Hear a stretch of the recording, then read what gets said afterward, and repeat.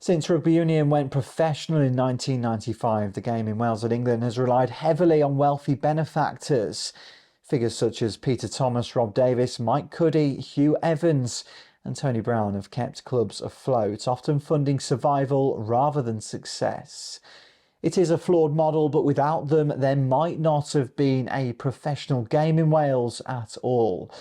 Now the Welsh Rugby Union is pushing for radical reform. Its proposed optimal structure would cut the number of professional clubs from 4 to 2, placing rugby operations under tight central control.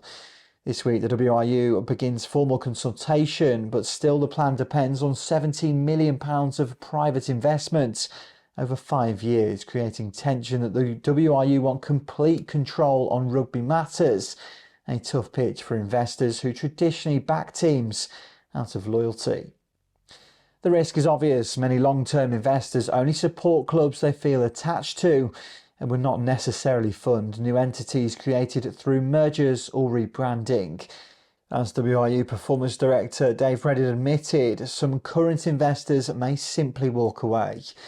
Finances add to the puzzle under the professional rugby agreement offered before these changes.